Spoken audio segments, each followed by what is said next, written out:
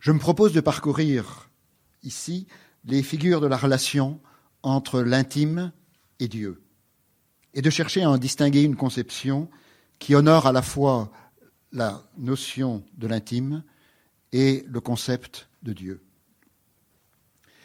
Car il se fait que l'intime a acquis ses lettres de noblesse en philosophie sous la plume d'Augustin, dans un lien fort avec l'interrogation sur Dieu.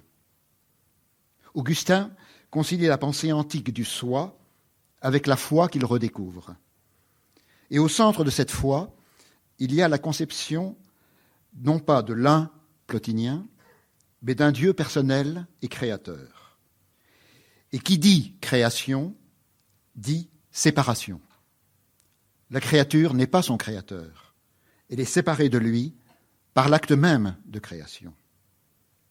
Cette autonomie du créé met en difficulté la participation platonicienne à l'intelligible. Plus généralement, l'hypothèse d'une création rompt la continuité entre le sensible et l'intelligible. Elle met en difficulté toutes les pensées de l'intime comme descente en soi pour y trouver la racine commune que serait l'un, l'être, voire Dieu. Et quant à cette première hypothèse, s'en ajoute une seconde, tout aussi révélée pour Augustin que la première, et non démontrée, celle du péché. La distance entre l'intime et son fond s'accroît.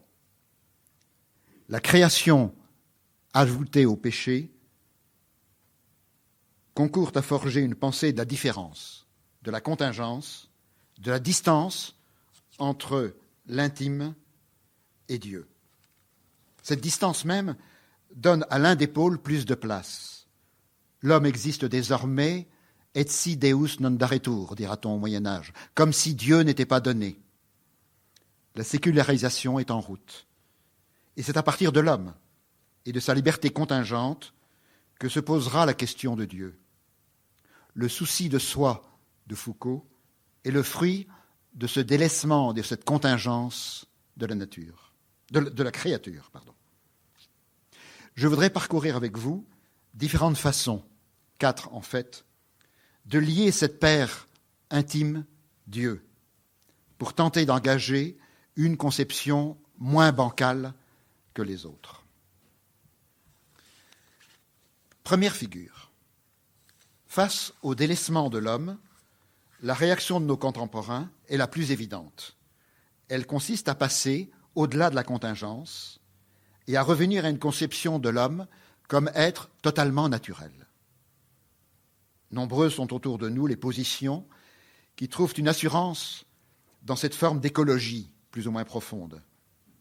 Elles dénoncent l'homme qui s'est institué maître extérieur à la nature et à sa nature et les dérèglements qui en résultent. Elles en appellent à plus d'humilité. Ô homme, considère que ce que tu es, reviens en toi et tu trouveras là que tu n'es que nature, soumis aux mêmes lois que le reste de l'univers.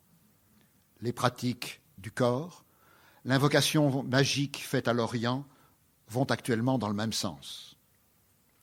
Mais une pensée met en cohérence de façon infiniment plus rigoureuse cette attitude partagée par nos contemporains. La pensée de Spinoza. La création est justement l'une de ces cibles importantes. Cette hypothèse imaginaire pour Spinoza de création laisse croire aux gens que le monde est plein d'intentions, de contingences, de liberté.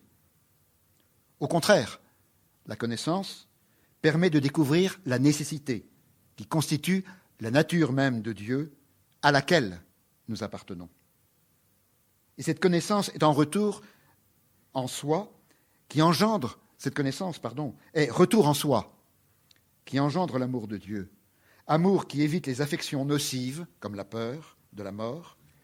Dieu, plus intime à moi que moi-même, Dieu est ce qui me constitue.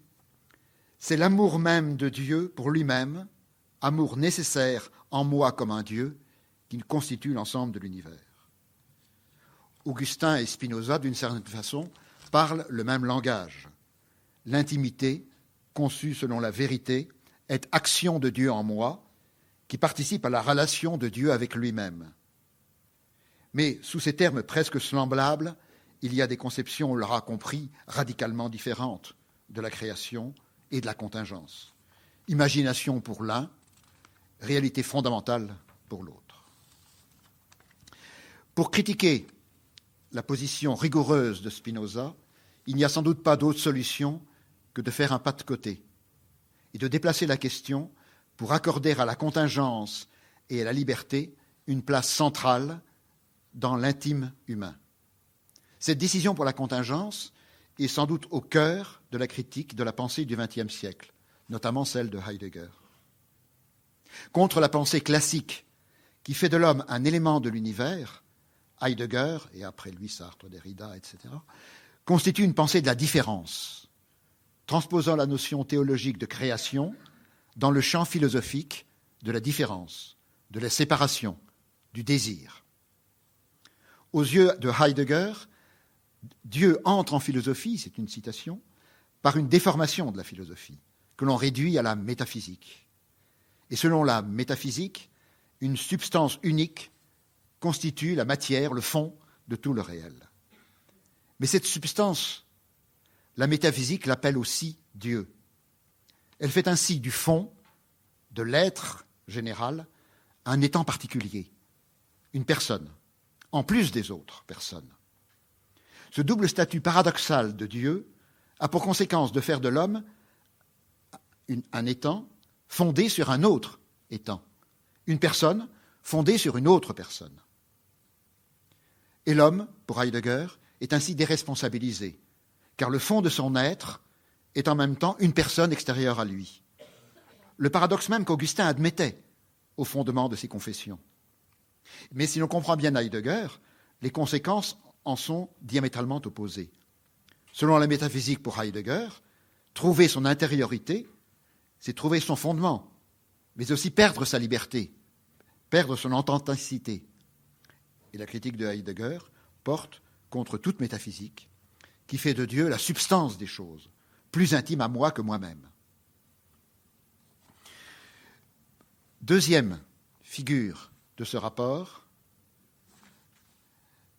intime Dieu.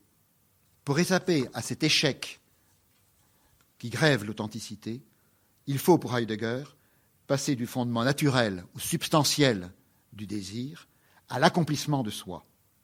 Le rapport ne peut plus être un rapport entre des natures différentes, mais entre des personnes connaissantes et voulant. De nos jours, la façon la plus immédiate et la plus courante autour de nous de vivre l'intimité est alors de descendre en soi-même en faisant le vide de tout ce que la civilisation contemporaine, les médias, la technique, l'efficacité nous imposent. En se purifiant de tout cet artificiel, on se trouve face à soi-même, vide et en manque de sens. Et celui qui s'est ainsi purifié du monde et de ses artifices est capable de démarrer une recherche de sens. Alors, face à ce vide en lui, il y a la plénitude de Dieu, qui répond à l'insatisfaction du moi. Face à un intime vide, Dieu constituerait la plénitude du sens. C'est une deuxième façon de comprendre Augustin, sans doute la plus répandue, une façon qui n'est peut-être pas la meilleure. Les pensées de l'inquiétude ont élaboré un peu plus ce que la mentalité contemporaine que je viens de présenter propose. Cette relation entre l'intime vide et le Dieu puissant a été théorisée par les augustiniens de la pensée classique, XVIIe, XVIIIe siècle. Pascal, par exemple.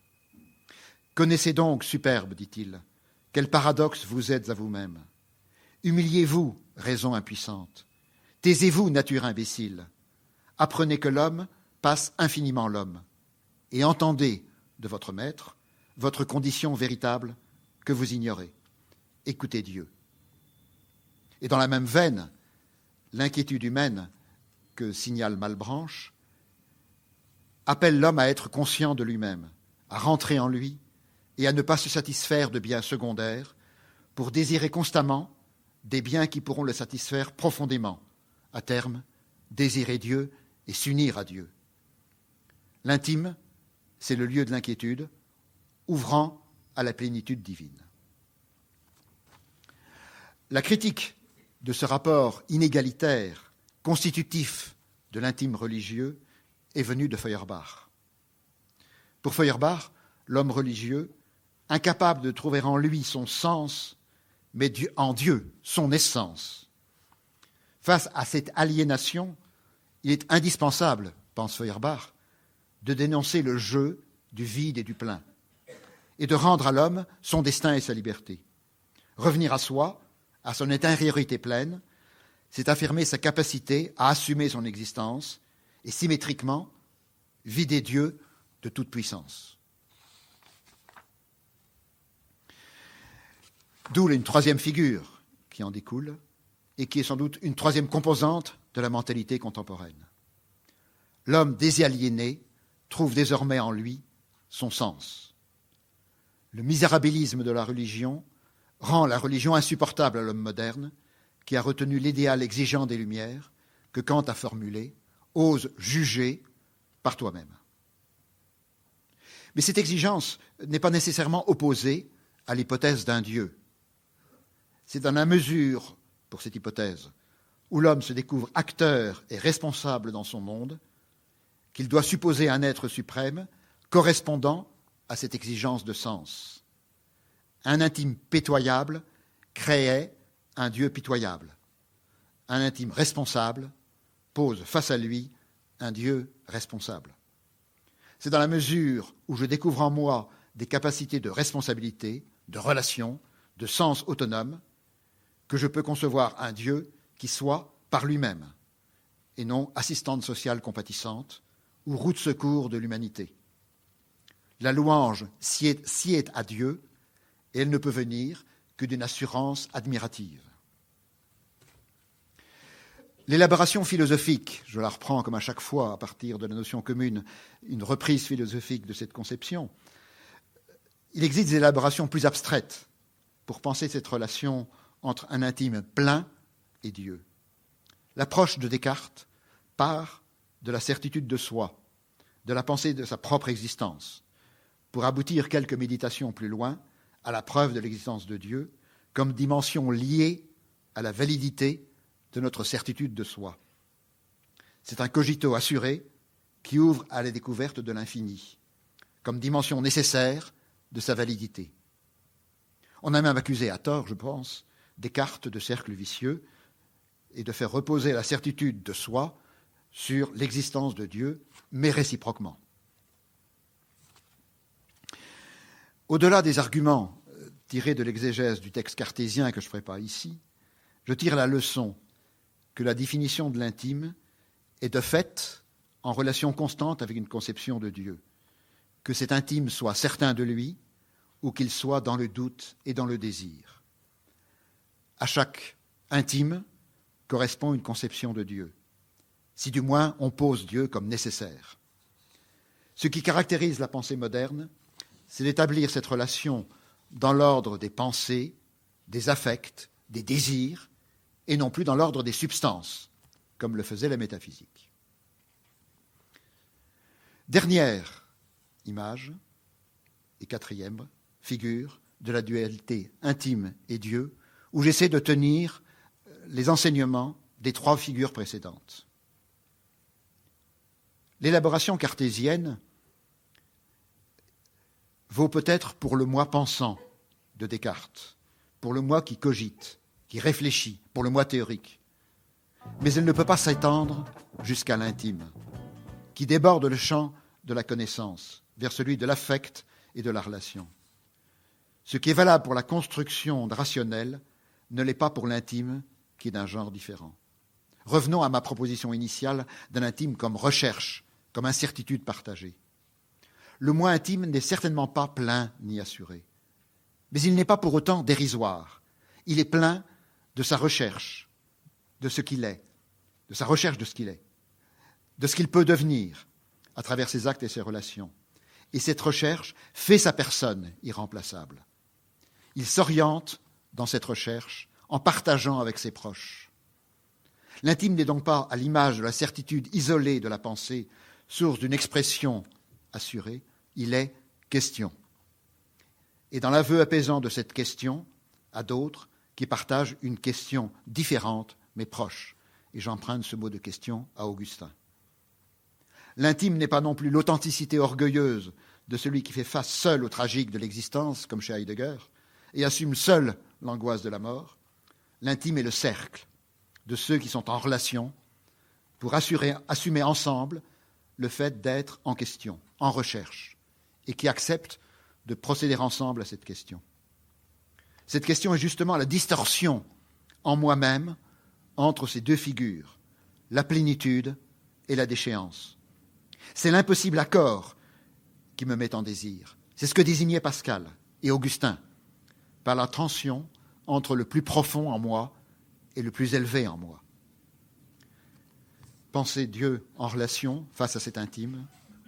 Si tel est l'intime, quel est le Dieu qui lui correspond, s'il existe?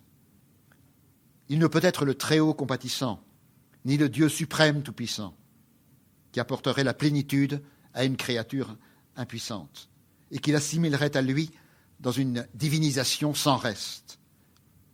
Si l'intime est relation dans la question, comme je le propose, Dieu, plus intime à moi que moi-même, entre dans ma relation de recherche, et il se constitue lui-même comme relation entre des personnes. Ce qui lui semble difficile à concevoir est sans doute exprimé par Augustin, qu'il faut citer entièrement. Dieu est plus intime à moi que moi-même, intérieur intimo meo, mais Augustin ajoute immédiatement supérieur summo meo, plus haut que mon plus haut. C'est dans la distance entre le plus profond et le plus élevé en moi que réside ma question. On l'a vu avec Pascal. Et Dieu accroît cette question par son comparatif. Par rapport à ce plus profond en moi et ce plus élevé en moi, il est encore plus élevé et encore plus profond. L'incompréhensibilité que je suis à moi-même est partagée par l'incompréhensibilité qu'est Dieu pour moi. Et c'est en la partageant au plus haut, en partageant au plus haut ma question, qu'il est Dieu pour moi.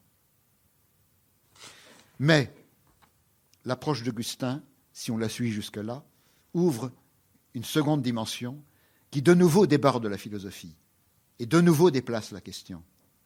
Car si Dieu est ainsi constitutif de mon intime, je ne peux pas être la source isolée de mon intime. Il est à l'initiative de ma recherche elle-même. Mais ce n'est pas de la théologie abstraite.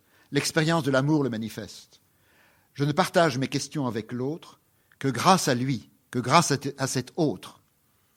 Je ne chercherais pas si je n'avais pas été trouvé par toi, dit l'amoureux, pour déformer, et qui déforme l'aphorisme de Pascal dans un sens encore plus augustinien.